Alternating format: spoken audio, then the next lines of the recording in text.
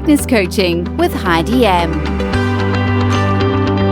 It's time for Greatness Coaching with Heidi M on this Monday afternoon, just gone 2 o'clock. And today we're talking about emotional intelligence. Hello Heidi, how are you? Hi Ian. I am very well. I'm having a glorious day so far. I don't know if you're emotionally intelligent or not. I think if I'm explaining to you and the listeners what it is, maybe you can measure yourself. You can gauge for yourself. What is emotional intelligence or EQ, emotional quotient? And this is, of course, the counterpart for intelligence quotient, the IQ. Everybody knows about IQ, but not everybody knows about EQ. It's so important. It has become so important and so highlighted over the last few years that some people actually regard this as more important than your IQ. Sure. Emotional intelligence can open so many more, not more, but extra doors for you. And the beauty of this EQ is that you can harness it, you can hone it, you can actually strengthen your emotional quotient. Whereas with IQ, you are pretty much stuck. There are a few things that you can do to increase your IQ, but really that will just be by like one point, and that's not going to help you much. So that's great. Please, listeners, you can increase your EQ. What is it? It is the ability to understand and use and manage your emotions in positive ways.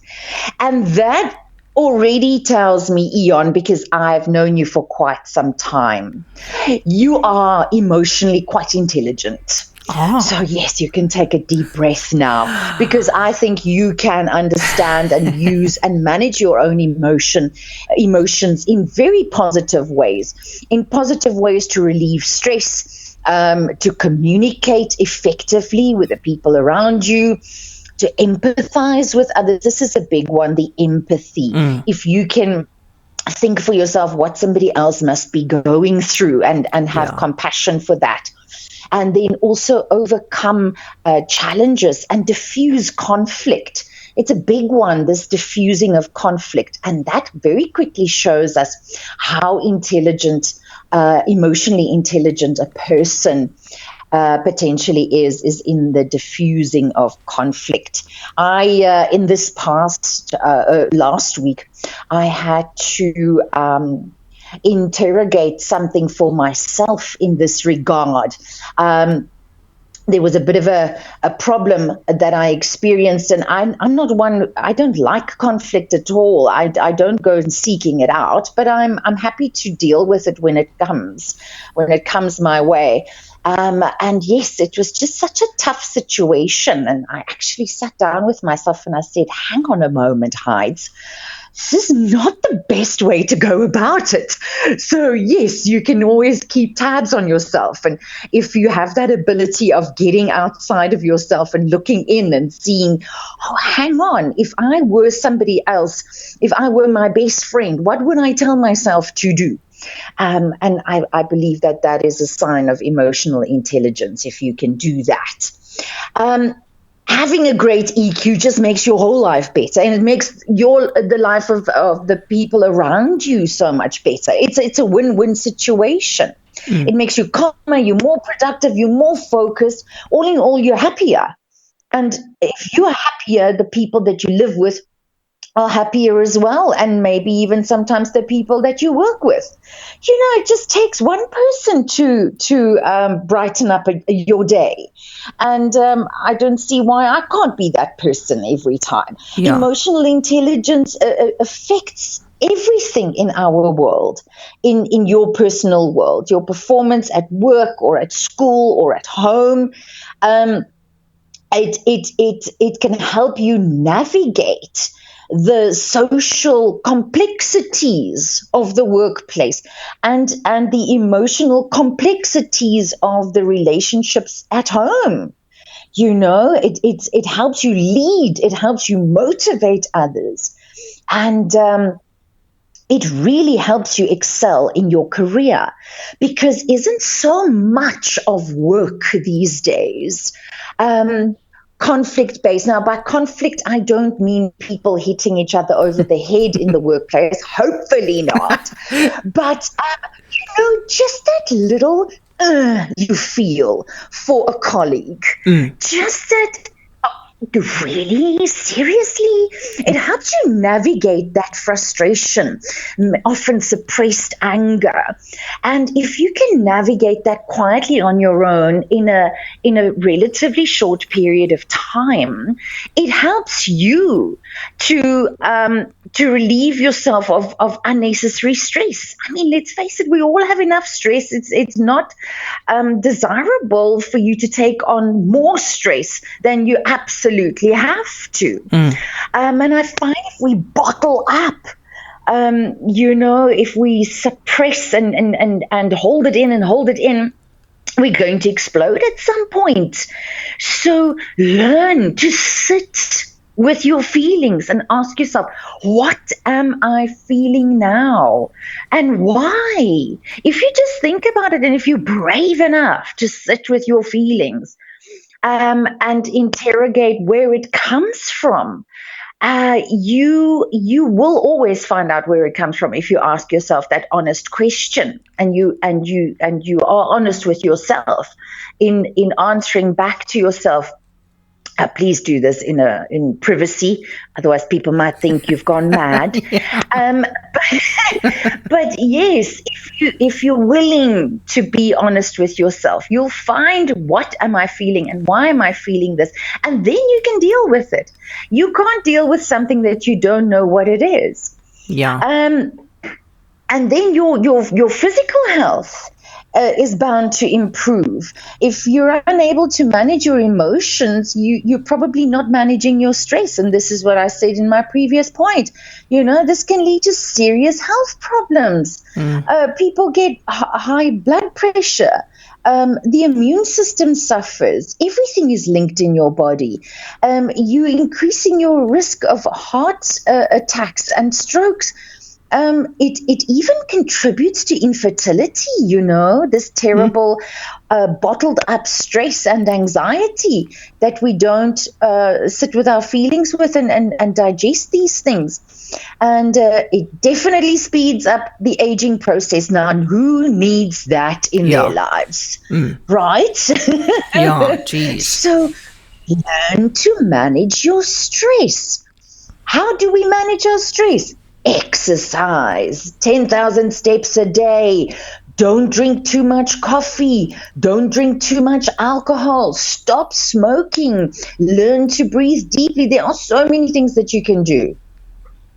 And then also, relationships are very affected if the emotional intelligence isn't quite what it should be. When you understand your own emotions and you understand how to control them, you see, all of this is really about control. You are better able to express how you feel, and you are better able to understand how somebody else is feeling. It's that empathy thing that we were talking about.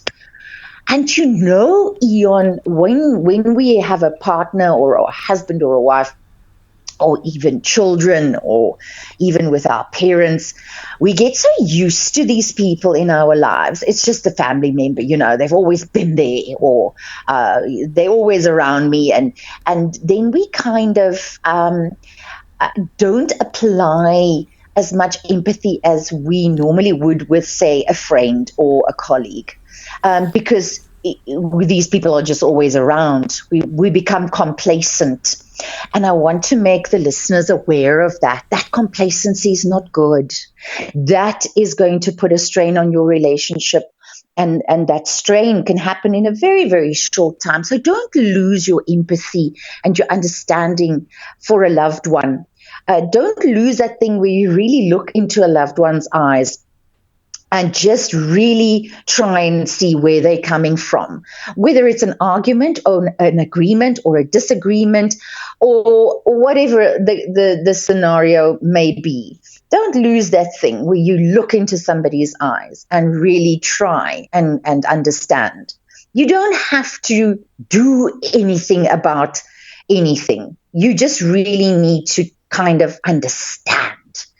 There's no action required. It's just for you to listen and absorb and really have enough love and respect for that person to spend the time to literally zone in on them and to focus on just them and not fiddle with your phone and not be distracted, but to hear them and to see them. There was that beautiful film, was it Avatar, where those people were all blue? It was so beautiful, and the lead characters, when they say "I love you" to each other, they didn't say "I love you." They said "I see you." Oh, yeah. And for me, that was so amazing. Yeah, that's I Avatar. see. We need to see each other, and yeah, if your social intelligence is, or your emotional intelligence is there, your social intelligence picks up so much, and you are able to navigate your way through life and all the different social situations that we find each other in, or find ourselves in. You know, even if you're going to the grocery store, it's a social environment. How do you handle a teller that's perhaps a little slow behind the till? How do you handle the situation if you can't find an item that you were looking for? How do you react when somebody tells you, "I'm sorry, ma'am, this is out of stock"?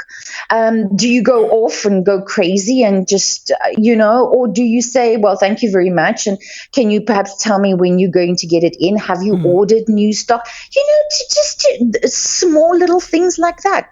I don't know if you ever have, and I regrettably have, lost my temper in situations to the extent that I just ruined my own day. Yeah. And this is now thankfully quite some time ago, before I really became aware of all these things that we speak about every Monday.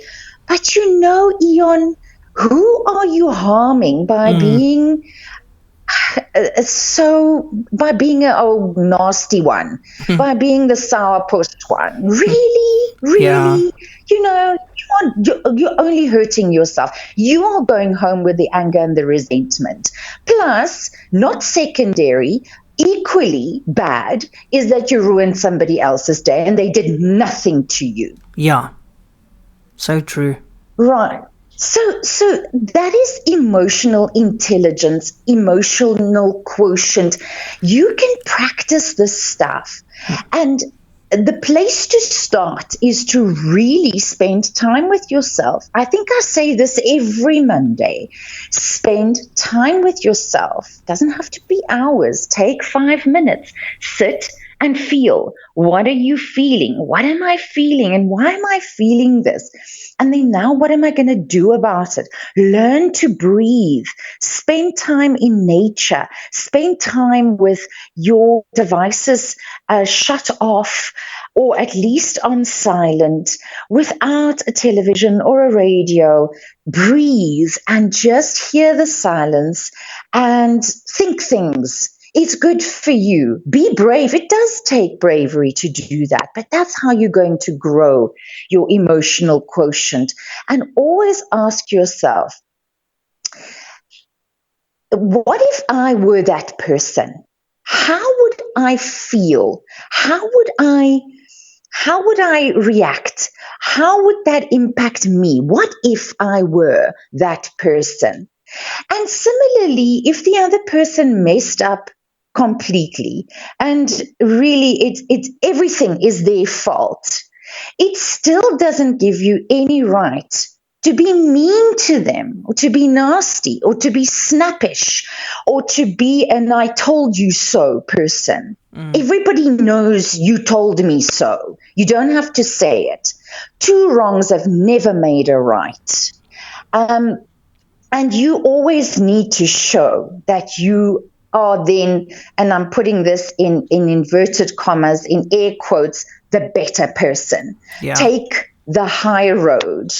Be the humble one. That's it. You will feel great about yourself. And you know what?